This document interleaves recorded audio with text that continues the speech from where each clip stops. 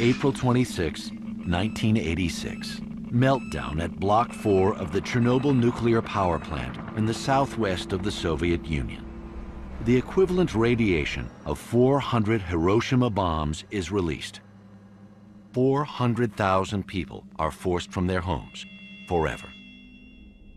Clouds of radioactive dust drift across Europe. Contamination on a continental scale. Hardest hit is an area of almost 1,100 square miles around the reactor.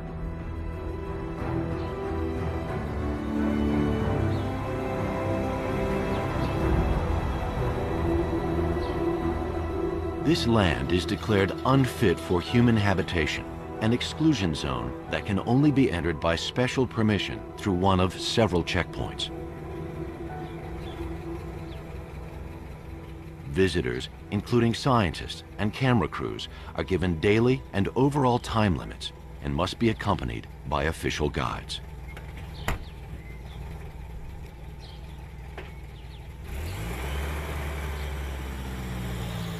Here, the well-kept countryside suddenly ends.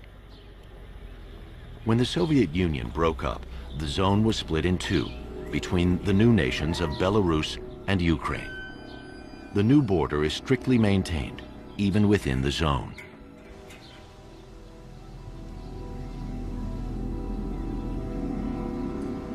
Beyond the checkpoints, it's a different world. A world without humans.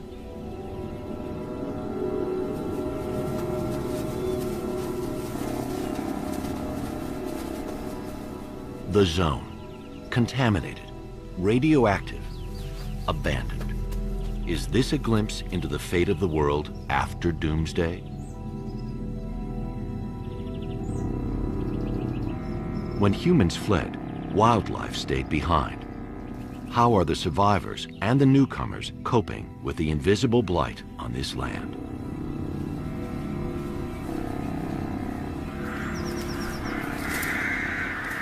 Residents and migrants alike know nothing of the lurking danger.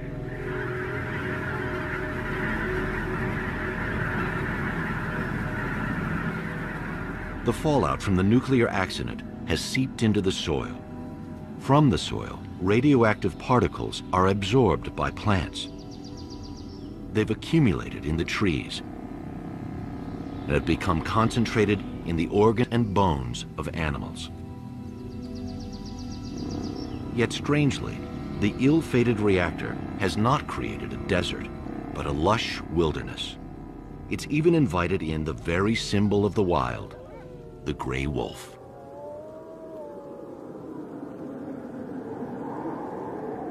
For years, rumors have been escalating about the number of wolves in the zone.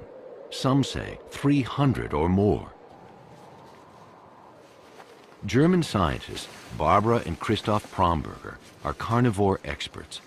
They've studied wolves around the world, but never in such strange circumstances.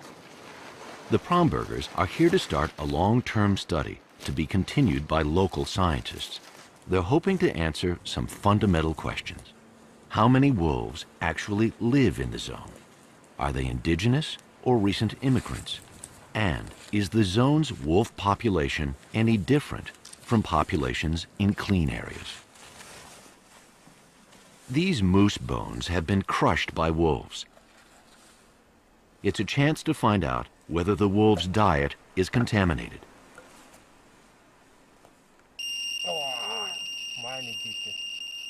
The radiation is 50 times normal.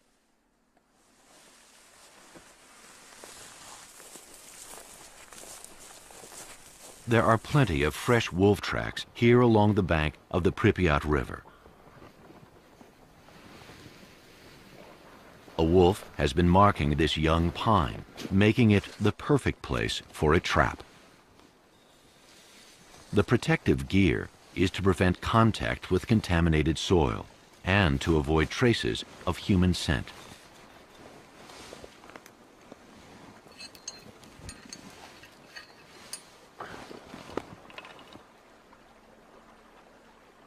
Barbara and Christoph hope to radio collar several wolves to study their movements. They bait the trap with wolf urine.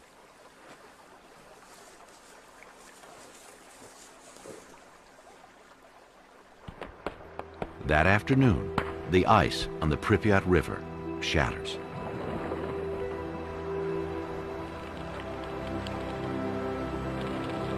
The milling ice eats away at the banks and takes along contaminated sand.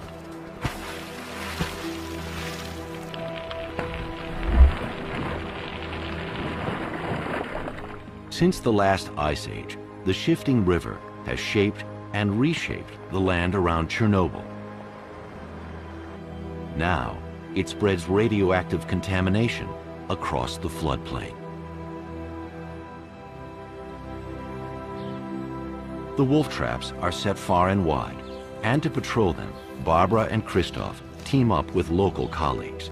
They carry dosimeters that constantly monitor radioactivity, but they don't need protective gear as long as they don't dig in the soil. That was not the case in the spring of 1986. Great volumes of contaminated soil were removed and carted away. Entire villages were buried, a task that continues today. Tens of thousands of so-called liquidators were deployed to contain the horror of the nuclear disaster.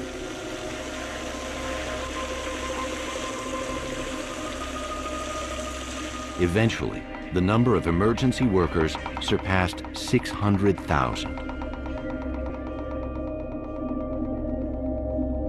Some 150 village communities were relocated. The people were mostly rural workers on collective farms, farms that are now abandoned.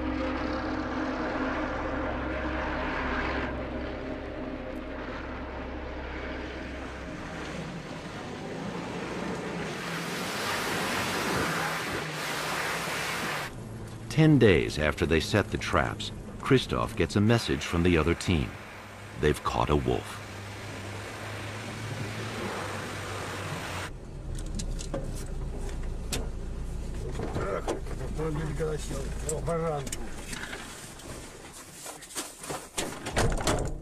The state of the wolf population says a lot about an entire ecosystem. As the top predators here, wolves are an indicator of the radioactivity across all of Chernobyl.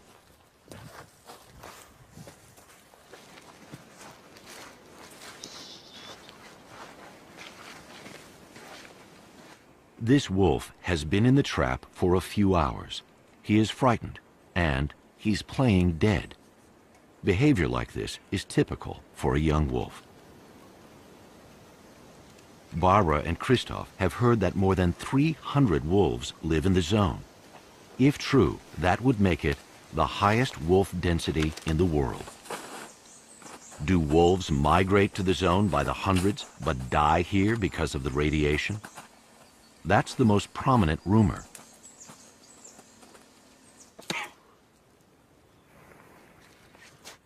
Or is the opposite true? Were all these wolves born here because there were no humans to hunt their parents and their prey?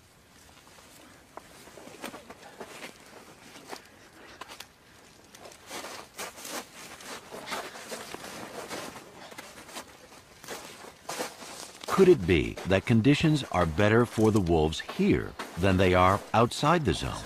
And if their population is expanding, are the radioactive wolves seeking territories beyond Chernobyl? It's vital to know just how many wolves there are and where they go. The paw that was in the trap seems to be fine.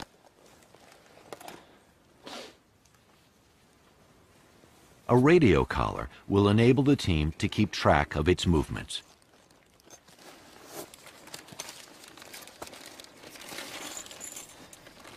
Face masks matter now. The wolf's fur is almost certainly radioactive. Simple exposure to this low level is not the problem. But if Barbara and Christoph ingested any radioactive hairs, they would be poisoned. The size and state of the teeth confirm that this is a yearling, born in the very heart of the zone. Strong evidence of an indigenous population. The wolf's GPS transmitter will deliver daily pinpoint data to the local scientists who will soon take over. Barbara and Christoph called their wolf Boy, which means fight in Russian. They've successfully launched the study and wish Boy well. Wolves didn't always receive such goodwill. Before the exclusion zone existed, they were ruthlessly hunted here. Wolves have faced persecution almost everywhere they roam. Alpha females were targeted, which affected the genetic health and the age structure of the entire population. But the biggest enemy of the wolves around Chernobyl wasn't the hunt. It was the all-out assault on the wilderness back in the 1920s. The deforestation and drainage of the Pripyat marshes was a gigantic national effort, accompanied by heroic propaganda. Canals were built, thousands of miles of them. Tens of thousands of settlers came to work on the new collective farms. Land improvement, as it was called, was all about increasing food production for the Soviet people. From the 1920s until the nuclear disaster in 1986, this land was anything but a wilderness. It was a vital part of the Soviet Union's breadbasket.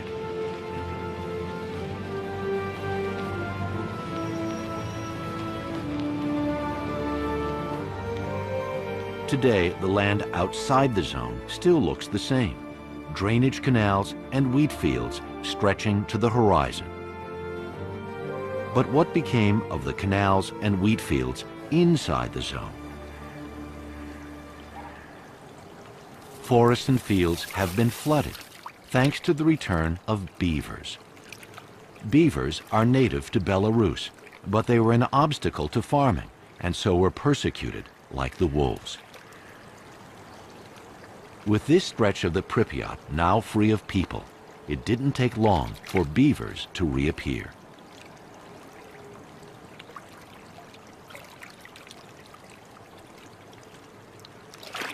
Thousands of them have been at work day and night, year after year, damming up man-made canals, undermining dikes, and restoring the marshes for amphibians, fish, shellfish, insects, otters, moose, and waterfowl.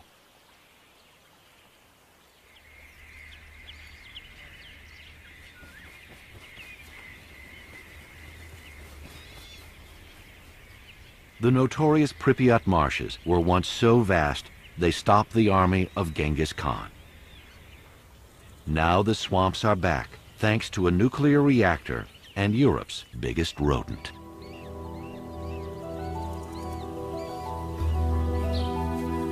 In drier ground, villages have been overrun by other forces of wild nature, ravaged by snowstorms and forest fires.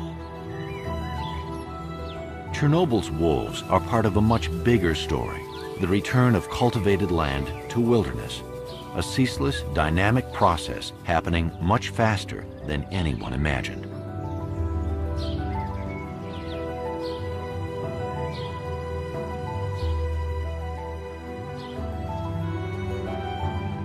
Here, aging fruit trees collapse onto roofs. Remnant orchards are harvested by wild boar, bears, and badgers. Ruins drown in waves of green. Garden flowers, once tended with care, are left to run wild.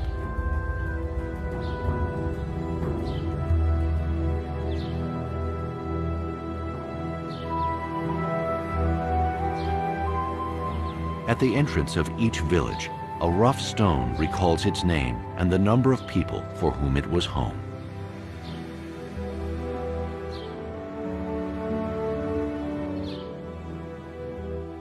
2 months have passed since Barbara and Christoph left the zone. The man who's taking over the study has run a wolf monitoring program in wild woodlands outside the zone for many years. Professor Vadim Sidorovich of the National Academy of Sciences of Belarus. It's May, and he's searching for this spring's wolf litters. This is a typical place in Naliboki woodland where local wolf give birth. Why? First, this place is hardly accessible for people because even hard to move here. Second, it's well sheltered habitat. It's easy for pups to escape, to hide under these uprooted trees.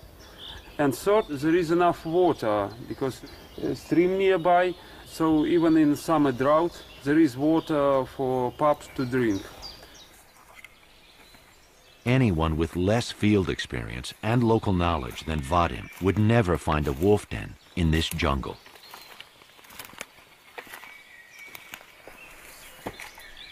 Over the years, this man has learned to think like a wolf, to know where they will feel safe.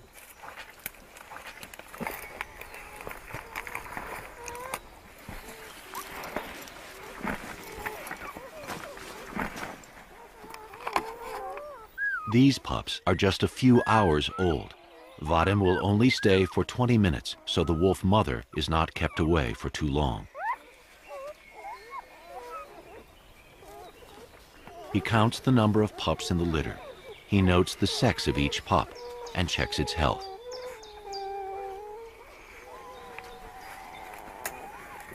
Then he picks up hair samples from the den for DNA analysis of this population outside the zone.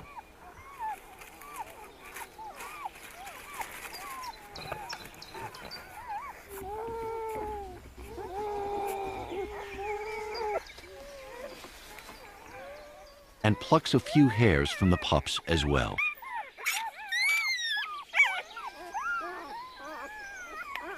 Vadim will compare the data from this uncontaminated study area to those he will gather inside the zone. The professor and his team will explore the Belarusian part of the zone.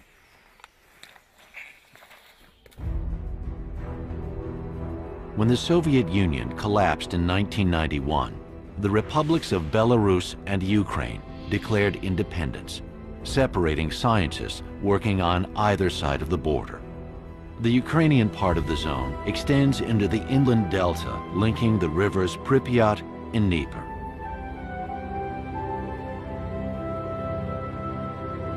This is the site of the Chernobyl nuclear plant. In the very shadow of the reactor, Ukrainian wolf expert Marina Shkvirya has begun her own investigation of the wolves.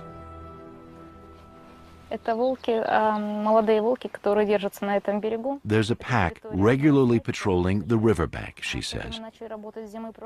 Just opposite, the city of Pripyat lies hidden.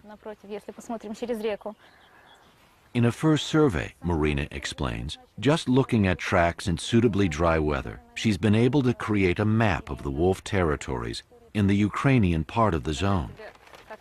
She has discovered that there is no area of the zone where they are not found. Marina says this has always been a perfect habitat for the wolves. The years of cultivation in the Soviet era were simply a temporary inconvenience. She'll use the scat for dietary and genetic analysis in the lab.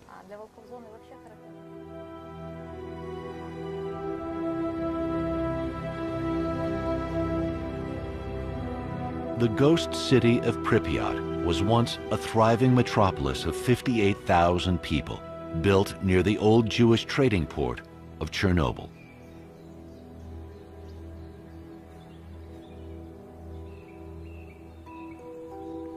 It must have been a pleasant place to live by any standard, a model Soviet city.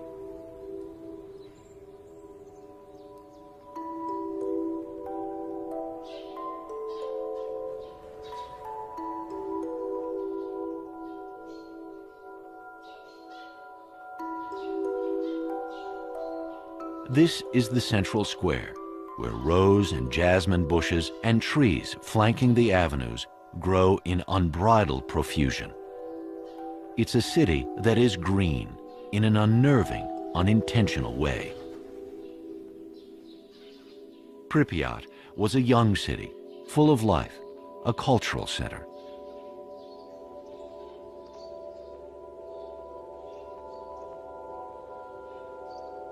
Well-educated and privileged engineers and scientists from the nuclear plant, research labs, and military installations raised their families here.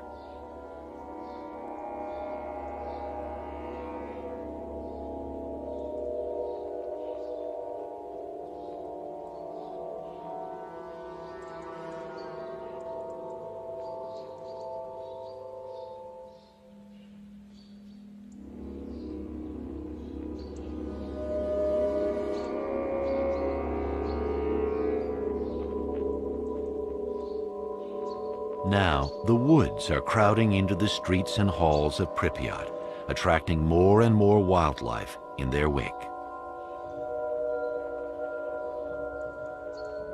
On the Belarusian side of the zone, Professor Sidorovich is examining wolf skeletons.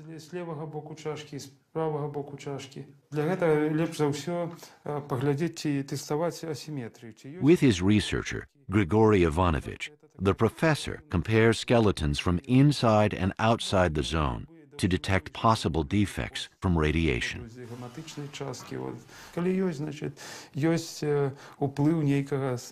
But the actual field research still has to wait until winter, when they can spot wolf tracks in the snow.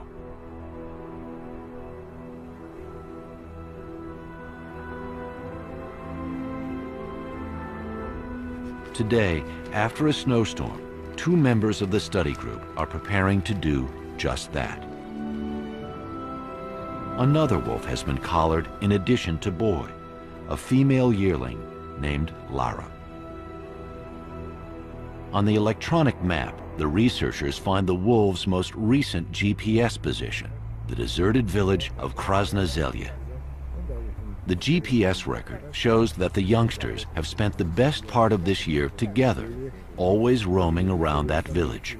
That means they're siblings. But are they part of a pack? Fresh tracks may give the answer.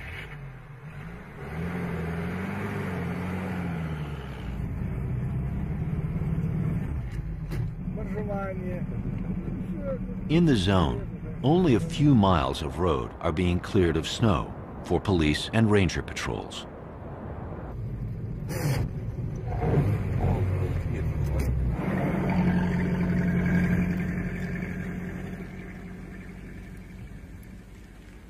The bright side is that many animals now use these roads, so tracks and wolves are easy to see.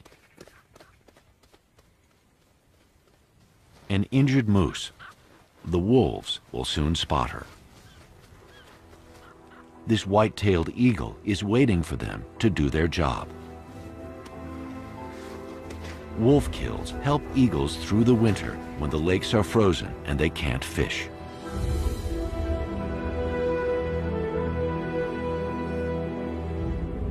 The abandoned village of Krasna Zelya with its fire tower.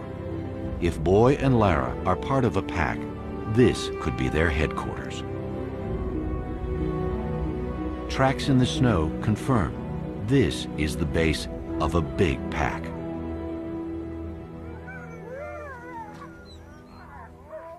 Krasna Zelya is surrounded by high, open ground. The shelter it offers and nearby water make this place attractive to wolves.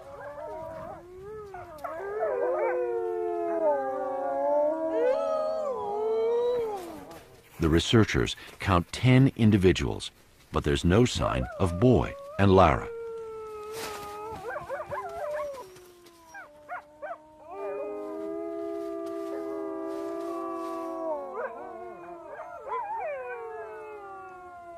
From the rooftops, the wolves scan the landscape for deer, wild boar, or the occasional bison calf. The deep snow with its icy crust gives the wolves an advantage over their heavier prey. But for this meal, the wolves didn't even have to hunt.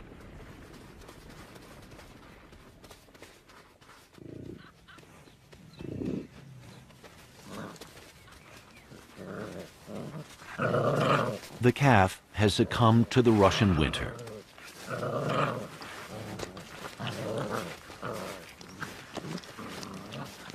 The adults are Europe's heaviest animals, too mighty for wolves to bring down. Bison have survived in Belarus and Poland since the Ice Age.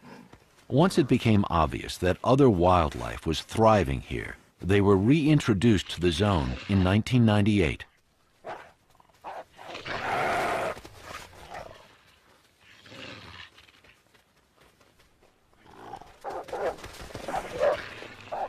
Eventually, the herd chases the wolves away from the carcass and returns to mourn their loss. This is typical bison behavior.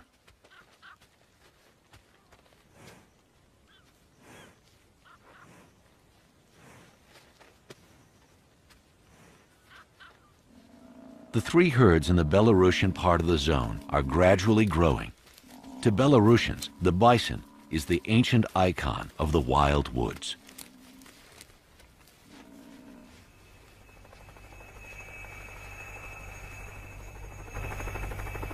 Until recently in Belarus, hunters shot wolves from helicopters. This is now banned. Vadim's colleague, Grigory Ivanovich of the wolf research team, is a zone ranger.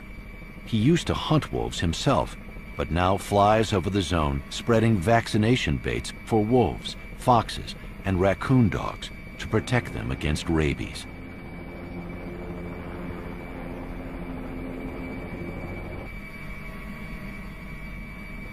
In winter, animals can easily cross the river.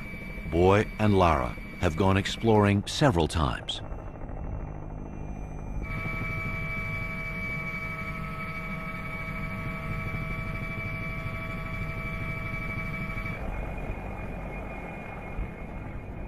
This abandoned factory attracts wildlife because it offers shelter in harsh weather. The entire area is crisscrossed with wolf tracks.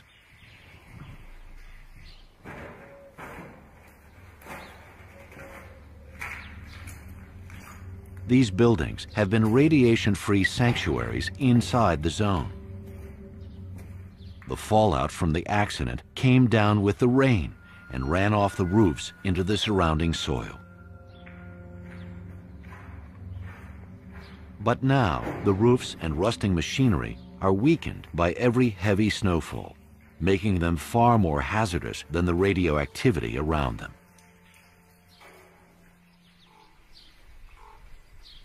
For big herbivores, winter is a desperate season. For wolves, it's just the opposite. Hunting is easy now, or even unnecessary.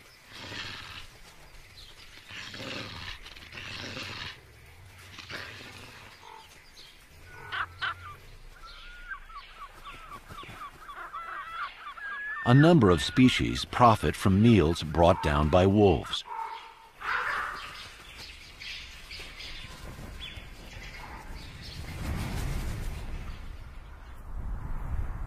Ravens and white-tailed eagles often lead the researchers to the wolves' kills.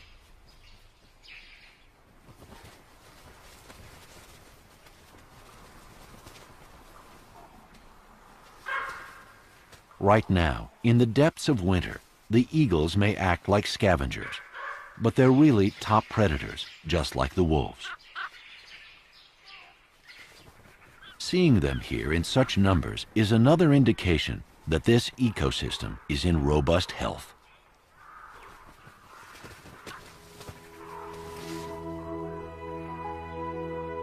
In continental climates, spring starts almost overnight.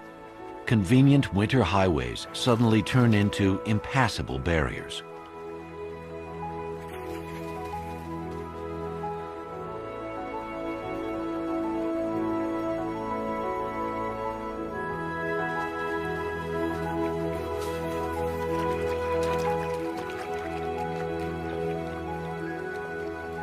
Eagles usually nest in big old trees, but the zone offers something even better.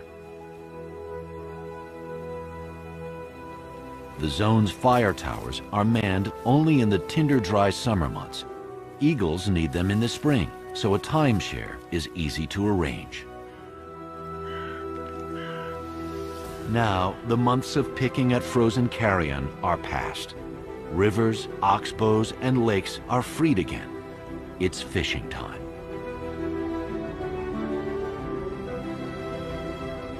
When the snow melts in the Carpathian Mountains nearly 400 miles to the southwest, the Pripyat River spreads out. In the heart of the zone, it can reach a width of almost 10 miles.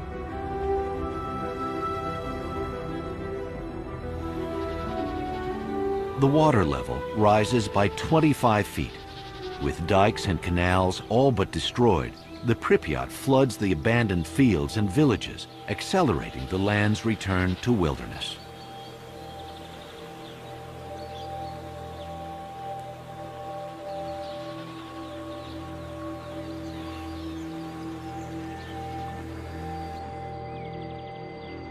For a few days, the desolation of the ransacked homes is softened by the rebirth of spring.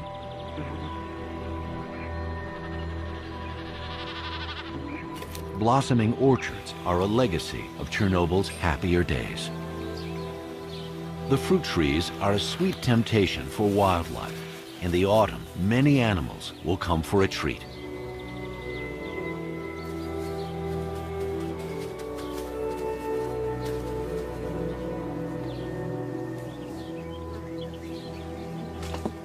But now, Vadim's researchers have come here looking for wolf pups born in the zone.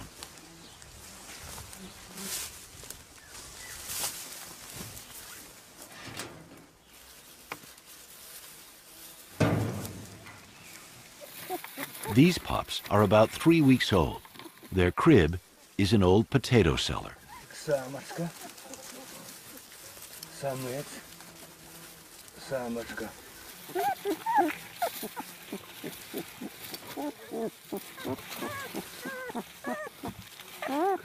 Grigory has found 3 litters, final proof that there is an indigenous population thriving in the very heart of the zone. Scientists, rangers, and guards are only given a limited time in the zone to keep total radiation exposure down to a safe level.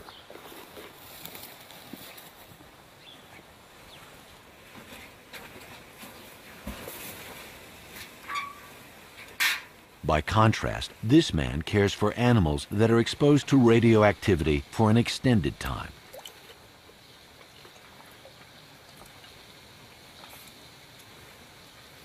White rats are often stand-ins for humans in potentially dangerous experiments. After their exposure period, the rats are taken to a lab for a series of tests.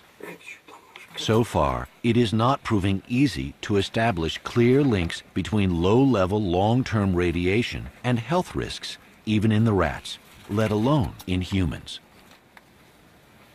But scientists will continue to monitor these rats for any ill effects. Environmental studies do not focus on individuals. They take a broader view of an entire wildlife population.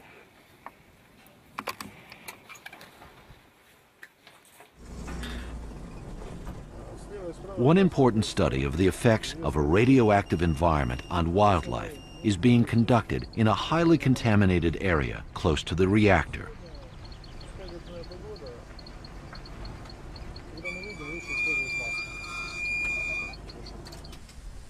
Out here, face masks have to be worn. The day is windy and dusty, and the reactor is less than a mile away.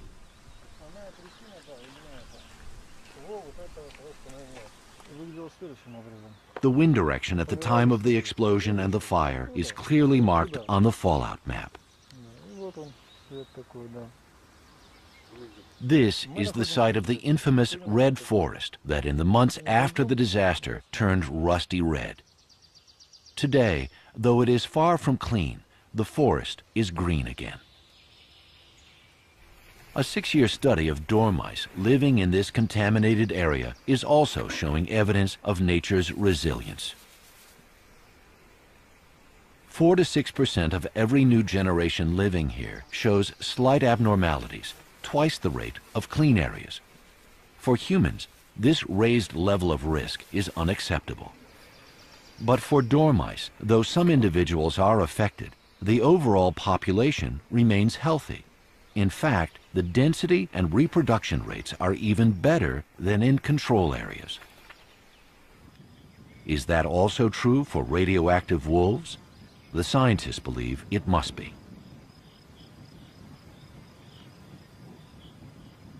Back in Krasna Zelya, Vadim and Grigory are worried.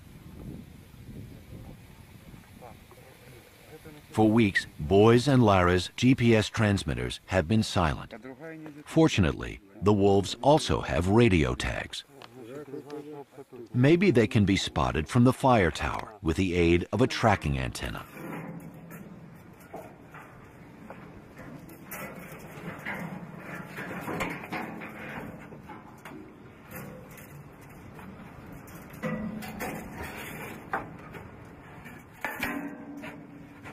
But the landscape is almost deserted. No sign of Boy or Lara. They just get a brief glimpse of an unidentified wolf in the distance.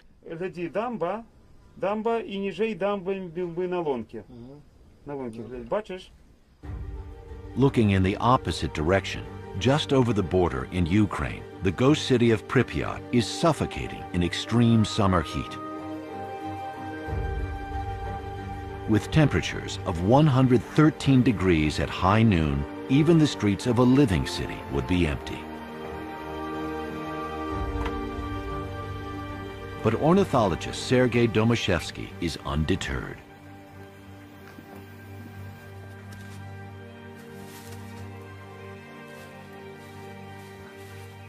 This raptor specialist is monitoring several broods of peregrine falcons around the city.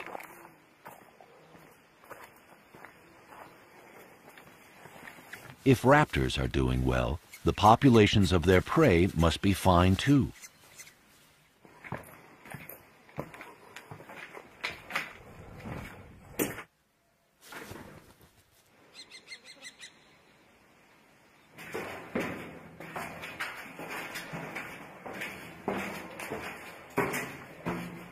The nesting season is the ideal time for monitoring the strength of a raptor population.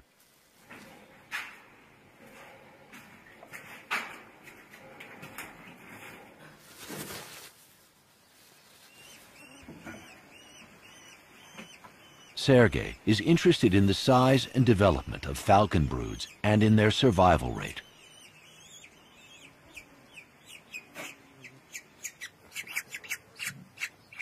His observation is that in the zone, falcons and eagles have established healthy populations.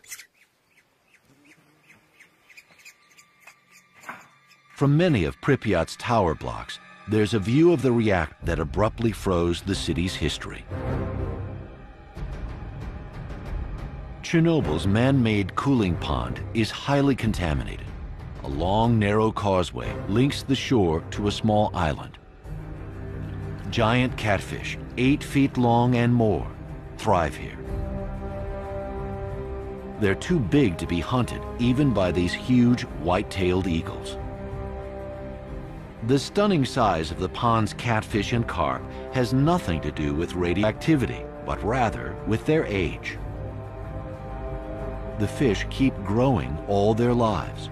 Catfish can live for almost a century. Since the meltdown, these survivors have lived undisturbed in the shadow of the reactor.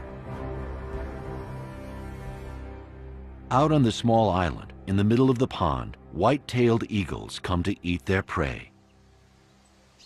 These Amur carp look to have weighed 30 to 40 pounds. The eagles must have dragged them ashore. Their talon marks convey the power of these birds.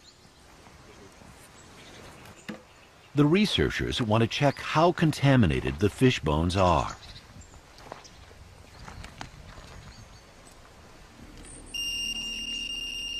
These fish bones should not be touched with bare hands. What this contamination does to the eels is still not known.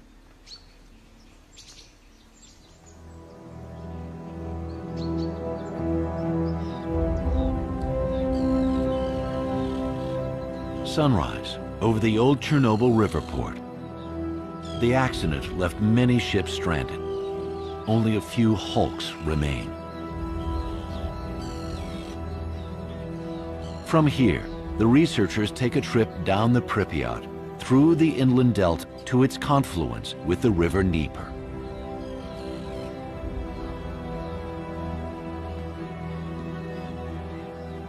This is one of Europe's largest and most crucial habitats for waterfowl. Flowing waterways have long been clear of radiation. Out here, the fish can safely be eaten, even by humans.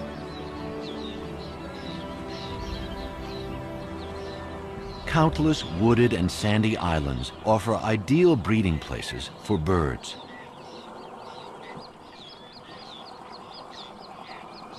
There are colonies of sand martins, cormorants, cranes, and herons, around 120 species in all.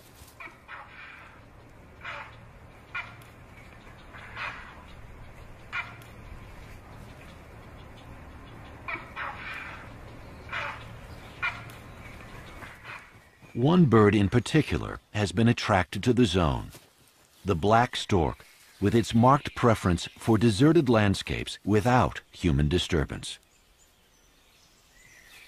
As sacred places, cemeteries harbor the last remnants of Ukraine's primeval oaks, trees big enough to support a stork nest weighing a ton.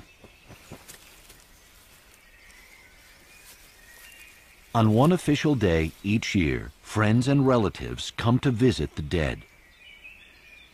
The rest of the year belongs to the storks.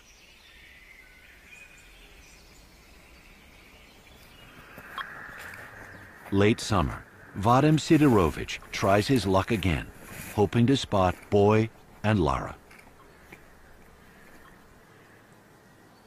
A stretch of road near Krasnozelye is the borderline of the Pax territory.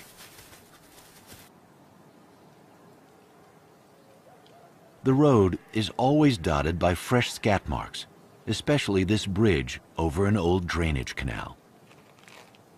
Vadim has picked up Boy's signal from two positions. He must be nearby, somewhere down this road.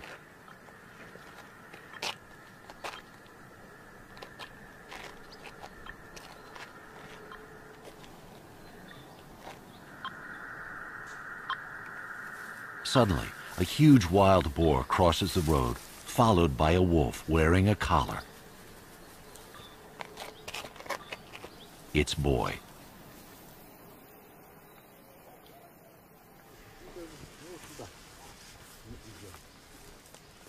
On his wolf patrols, Grigory noticed a strange change in the landscape, and he wants to consult Vadim.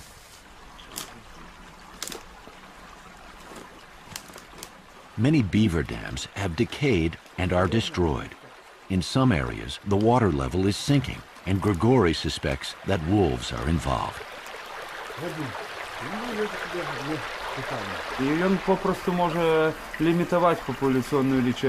To Vadim, it's a familiar scenario. The wolves here in the south, he says, are quite a bit smaller than the wolves farther north. So they keep risky attacks on big animals to a minimum. Instead, they target beavers, which are easy to hunt and abundant. In Vadim's control area, beavers account for 60% of the wolves' diet. So wolves are slowing down and even reversing the return of the swamps.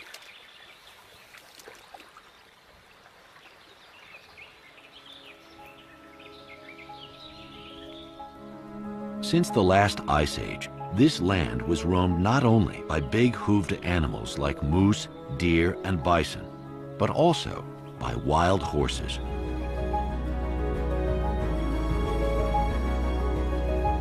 The last genuine wild horse in Ukraine was killed in 1879.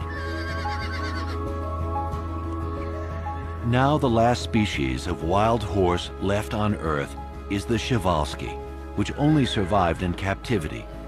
Groups of Przewalskis have been released here since the 1990s to help restore the land's original biodiversity.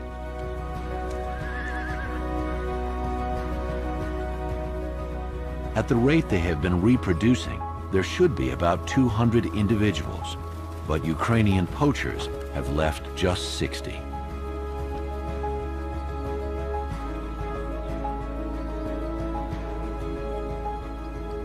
During the 20th century alone, human history dealt devastating blows to this wetland wilderness. It has been ravaged by the battles of 2 world wars and the improvement craze of the Stalin era. Ironically, the world's biggest nuclear disaster has turned it into a unique refuge for endangered species.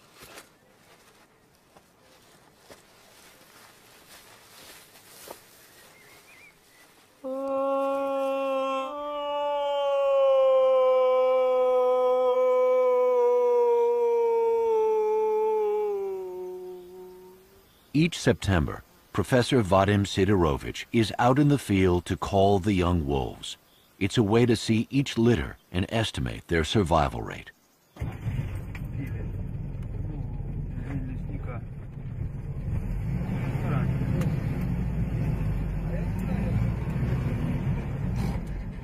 Vadim and Grigory systematically cover the entire Belarusian part of the zone.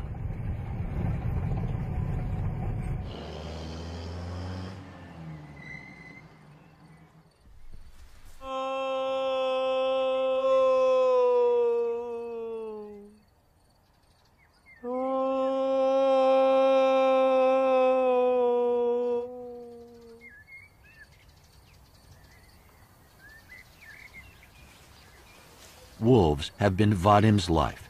He has worked and lived with them for decades. He speaks their language.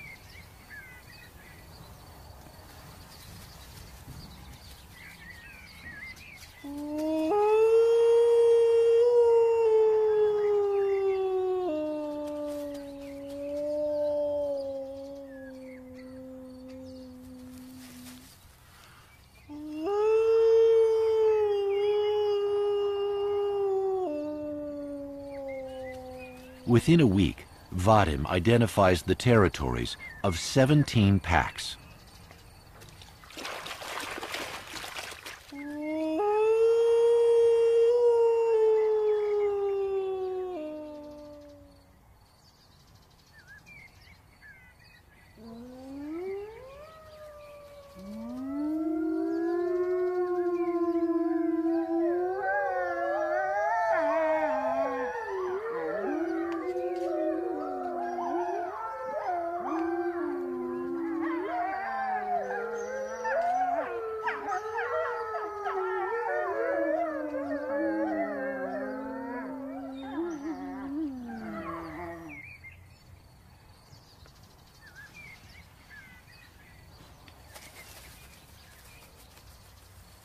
From this information, I mean abundance of wolf track on local road, I could assume that there are not so many wolves as it had been claimed by locals, 300 individuals or more.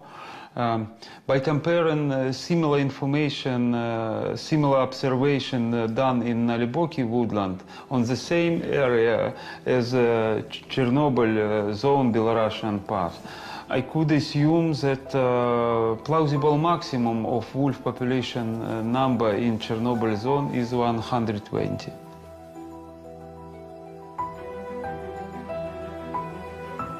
So, 25 years after the Chernobyl accident, the wolf population in the zone appears to be the same as in a clean reference area.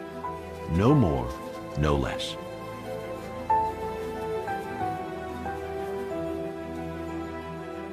For humans, this land is lost. But in a strange twist of fate, wolves may have gained an unlikely chance to survive in peace in the shadow of a nuclear disaster.